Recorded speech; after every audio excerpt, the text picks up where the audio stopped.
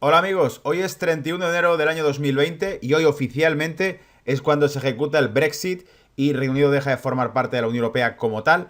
Pese a que hay muchas cosas sobre el tintero que todavía no sabemos sobre cómo será ese proceso y qué implicaciones tendrá a nivel de comercio, negocio entre la Unión Europea y Reino Unido, así como implicaciones migratorias y todo lo demás, he querido hacer este vídeo que ya en su día hice en 2016, pero he recapitulado simplemente para que veáis cómo aquello que en su momento dijimos en 2016, hoy más que nunca, sigue siendo cierto y además se ha demostrado que dimos en el clavo con muchas de las cuestiones. Estos son los 4 pronósticos o las 4 mentiras que nos dijeron que pasarían con el Brexit y que no ocurrieron.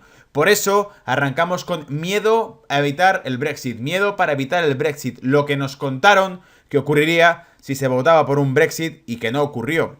Y para ello, sencillamente vamos a refrescar un poco la visión. Creo que lo que escucharás en este vídeo precisamente te dará un giro de 180 grados a todo lo que se ha ido escuchando hasta ahora en medios de comunicación sobre el propio Brexit, desmintiendo por completo lo más profundo. ¿Qué 4 mentiras eran esas? Primero, nos vendieron una guerra mundial si se votaba por un Brexit, se efectuó un Brexit, habría una guerra mundial.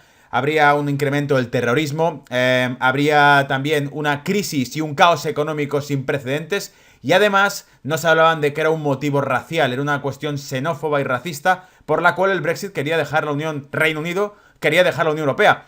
¿Es cierto que era por un motivo de racismo? Vamos a analizar cada uno de esos puntos y vamos a ver realmente que no se produjeron tales profecías catastróficas. Incluso lo paradójico, lo veréis ahora, es que parte de estas profecías las hacían aquellos que propusieron el referéndum por el propio Brexit.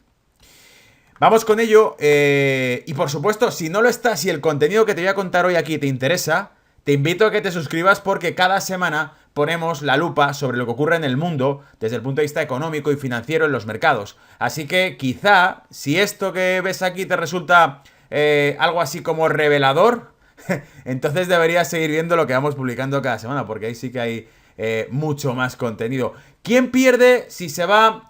Vamos a ver que no se ve aquí la palabra. ¿Quién pierde más si se va a Reino Unido de la Unión Europea? Una pista, las bolsas europeas se desplomaron tras el Brexit casi un 10%, mientras que la bolsa británica, la de Londres, cayó cerca de un 7%. Y efectivamente, en junio de 2016, cuando salió la votación del referéndum por el Brexit positiva, es decir, se había votado una gran mayoría, más del 51% habían votado que sí querían dejar la Unión Europea. La sorpresa fue increíble, las bolsas cayeron, pero caían más las bolsas europeas que lo que caían las bolsas de Reino Unido. Por lo tanto, veíamos que quizá el eslabón débil estaba en el lado continental y no en Reino Unido. Y eso chocaba porque todo el mensaje previo, antes de la votación del Brexit, era que no sabían lo que hacían, que si Reino Unido dejaba la Unión Europea se hundiría en la miseria. Sin embargo, los mercados el mensaje que daban era más bien al revés. Si Reino Unido se va de la Unión Europea, la catástrofe viene para Europa, porque uno de los miembros más grandes económicamente del club se borra de la lista y se marcha y deja el tinglao ahí montado para los que quedan dentro de la Unión Europea. Y ese, repetí una y mil veces, ese era el verdadero miedo que tenía la Unión Europea. La campaña de miedo consistía en que no pueden evitar, o deben evitar, no pueden dejar que ningún país miembro de la Unión Europea pueda escapar de la Unión Europea porque la Unión Europea es un macroestado, un proyecto de macroestado, y si cualquier país miembro de la Unión Europea consigue escapar y consigue desarrollarse o estabilizarse económicamente fuera de la Unión Europea, queda demostrado que la Unión Europea habría fracasado. Por eso, David Cameron, paradójicamente, el hombre que propuso el referéndum en su programa electoral, dijo: si me votan y llego a ser primer ministro del Reino Unido, haré un referéndum por el que podrán votar para dejar la Unión Europea. Este mismo señor advirtió antes del referéndum, hizo campaña contra el referéndum que él mismo había convocado. Cameron advierte de una guerra mundial en su discurso contra la salida de la Unión Europea. Él hizo campaña para votar mantenerse en la Unión Europea, mientras que era él el que tuvo la idea de hacer un referéndum para dejar la Unión Europea.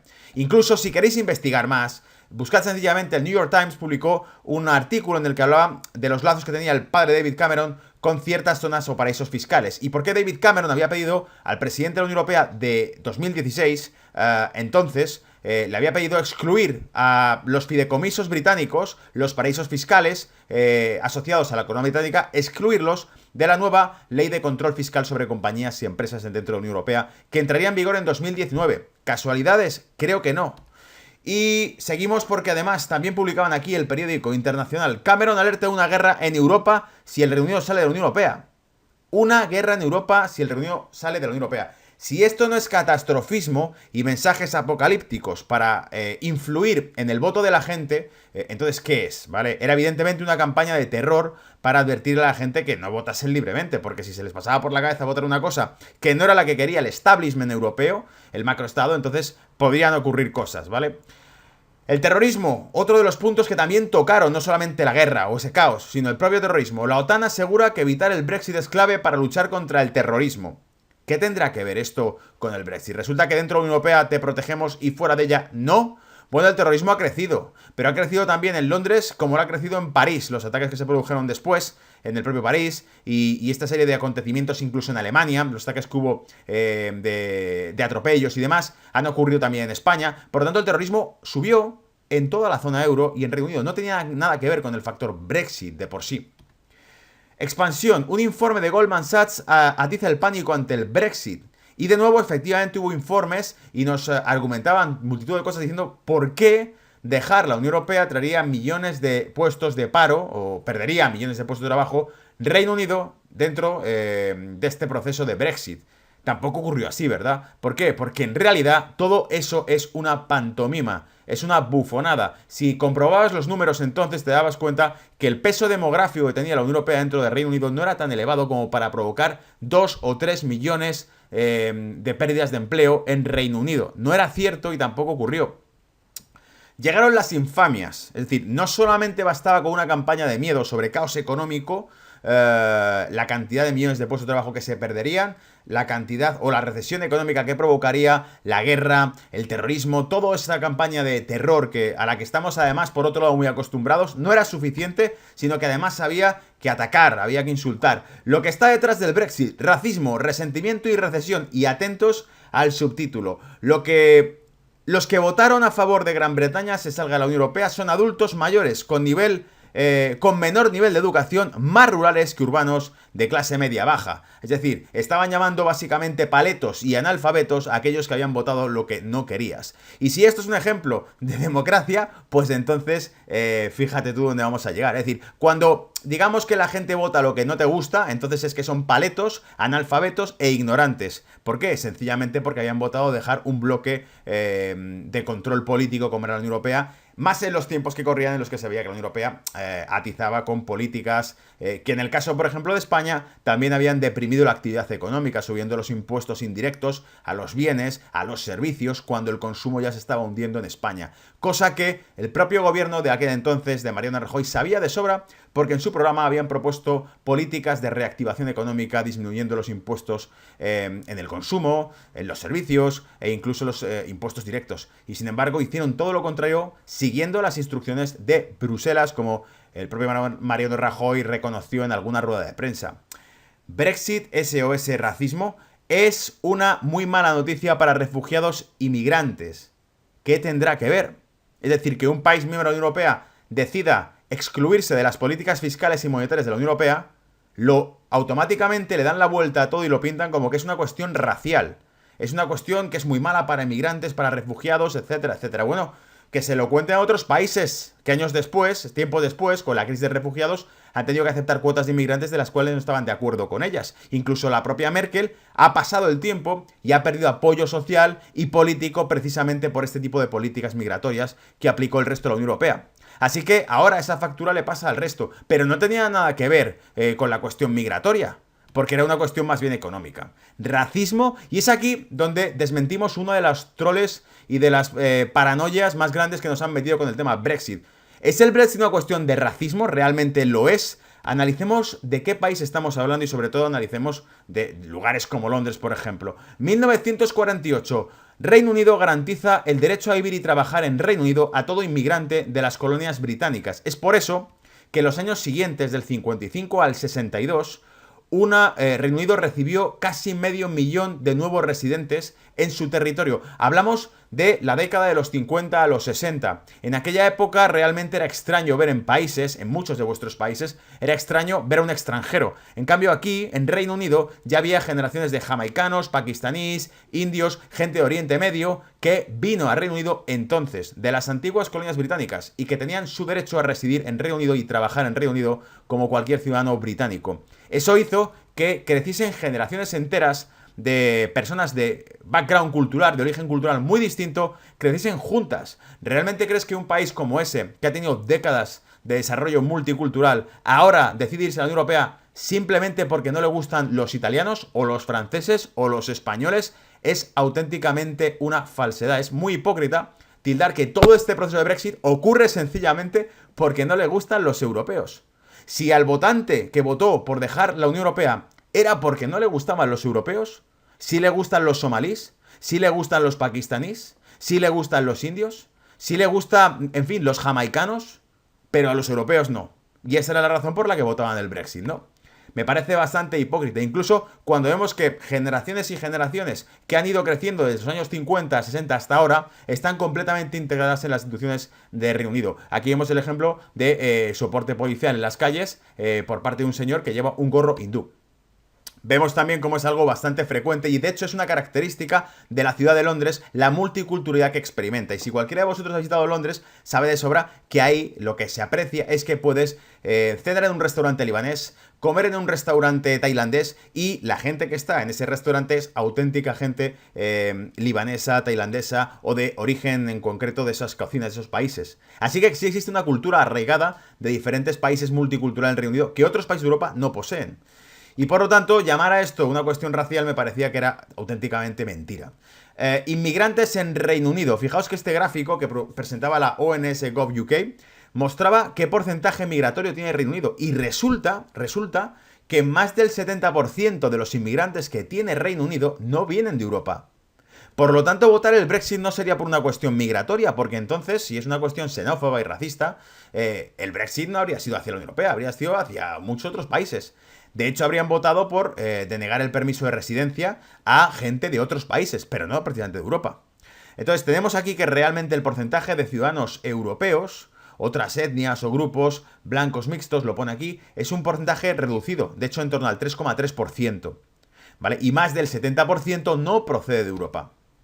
Lo veis aquí también en esta otra ilustración, donde podéis ver que razas mixtas o caucásicas representan en torno al 6 y pico, 7% de la población migrante. Así que creo que el tema de la xenofobia era un auténtico timo y una auténtica excusa que se utilizó para azuzar la crítica contra el propio Brexit. Surgieron las etiquetas de populismos, por supuesto que sí, porque lo que ha ocurrido es que cada vez que alguien se ha atrevido a contradecir la política de ajuste continuo y de control de soberanías de la Unión Europea, ha sido tildado de populista. Daba igual si era de izquierdas o si era de derechas. Ha ocurrido con Syriza en Grecia, que se les acusó de populistas precisamente porque se negaron a acatar los planes de recorte que establecía la Unión Europea. Por cierto, planes de recorte que a día de hoy, apuntado está por aquí, a día de hoy el paro en Grecia sigue siendo del 17%. Su deuda ha duplicado el Producto Interior Bruto de Grecia. Estamos hablando de más del 180% del PIB de Grecia está en deuda. Y bueno, teniendo en cuenta que esas cifras eran bastante más bajas antes de la crisis y que desde el año 2010 la Troika, que es el FMI, la Unión Europea o Comisión Europea y el BCE tomaron el control de Grecia, eso es todo lo bien que lo han hecho. El paro actual en Grecia es casi el 20% y su deuda duplica el PIB, porque no ha hecho más que crecer la deuda de Grecia, que eso de hecho es parte del negocio. Así que cuando llaman populistas te dicen: populismo xenófobo ha resultado ser el arma más eficaz para convencer a los votantes del Brexit. Bien, populismo xenófobo, ¿contra qué? ¿Contra europeos? Entonces me parece bastante cogido con pinzas. El Mundo, el diario El Mundo. El UKIP es un puñado de fascistas, racistas, hipócritas y oportunistas. El diario El Mundo publicaba esto desde España. Yo haré lo posible porque Farage fracase, aunque no lo veo mucho futuro. Esto lo dijeron antes de la votación, evidentemente arrasó la votación. No solo eso, tras las elecciones europeas que se han celebrado en 2019, uno de los partidos, el más votado dentro del Reino Unido, ha sido, de nuevo, el UKIP, el Partido Nacionalista Británico. Por lo tanto, la gente sigue votando por una misma opción, con independencia de que sea un tema racista o no. No es una cuestión racista, es una cuestión de soberanías que le están siendo robadas. De hecho, podéis buscar una cita que en su momento dijo Margaret Thatcher, ya que hablamos de Reino Unido. Margaret Thatcher dijo algo así como que no permitiría que nunca hubiese una autoridad financiera por encima del Banco de Inglaterra, un Banco Central Europeo, que controlase la moneda, porque decía que sencillamente el dinero de los británicos no podía estar en manos de cargos no electos. Es decir, que aquellos señores que deciden sobre las instituciones de un país no podían ser personas que no han elegido los británicos, sino que tendrían que ser gente que de algún modo u otro estuviese sometida al pueblo británico, pero no de fuera. Y eso es lo que ocurre en el resto de la Unión Europea hoy en día, que realmente las instituciones globales de la Unión Europea, las que deciden la política fiscal y la política monetaria, no están dentro del país. Por lo tanto, os lo repito, da igual a qué partido se vote. Cuando un partido político trate de salirse del guión, será tumbado. Ha ocurrido también en Italia, en este caso no era Syriza de izquierdas. Italia era un partido de derechas como Liga Norte que ha desaparecido del gobierno sencillamente en un jaque mate cuando constantemente ha desafiado las políticas de la Unión Europea. Así que en eso queda el tema. Dice, populistas, fascistas, racistas. ¿Quién es Nigel Farage? Bueno, pues para cerrar el vídeo te voy a dejar sencillamente un fragmento de quién es Nigel Farage. Y recuerda, si después de esto no te gusta este vídeo, pues no pasa nada. Pero si te gusta el contenido que hacemos, porque realmente damos la verdad de cada cosa, analizamos y damos bastante más caña, por decirlo así, a la situación que realmente vive el mundo, la que no te cuentan en televisión, pues bueno, te invito a que te suscribas porque esto seguirá ocurriendo. Tengo más de 600 vídeos ya contando cómo está el mundo, ¿vale? Te espero. Chao. Co-President of the Europe of Freedom and Democracy, Nigel Farage. The floor is yours. Well, here we are, on the edge of a financial and social disaster, and in the room today we have the four men who were supposed to be responsible. And yet we've listened to the dullest, most technocratic speeches I've ever heard. You are all in denial. By any objective measure, the euro is a failure. And who is actually responsible? And who's in charge out of you lot? Well, of course, the answer is none of you, because none of you have been elected, none of you actually have any democratic legitimacy for the roles that you currently hold within this crisis. And into this vacuum, albeit reluctantly, has stepped Angela Merkel. And we are now living in a German-dominated Europe. Something that the European project was actually supposed to stop. Something that those that went before us actually paid a heavy price in blood to prevent. I don't want to live in a German-dominated Europe, and nor do the citizens of Europe. But you guys have played a role, because when Mr Papandreou got up and used the word referendum, or Mr Rehn, you described it as a breach of confidence, and your friends here got together like a pack of hyenas, rounded on Papandreou, had him removed and replaced by a puppet government. What an absolutely disgusting spectacle that was. And not satisfied with that, you decided that Berlusconi had to go. So he was removed and replaced by Mr Monti, a former European Commissioner, a fellow architect of this Euro disaster, and a man who wasn't even a member of the Parliament. It's getting like an Agatha Christie novel, where we're trying to sort of work out who's the next person that's going to be bumped off. The difference is we know who the villains are. You should all be held accountable for what you've done. You should all be fired. And I have to say, Mr Van Rompuy, 18 months ago when we first met, I was wrong about you. I said you'd be the quiet assassin of nation-state democracy, but you're not anymore. You're rather noisy about it, aren't you? You, an unelected man, went to Italy and said this is not the time for elections, but the time for actions. What in God's name gives you the right to say that to the Italian people?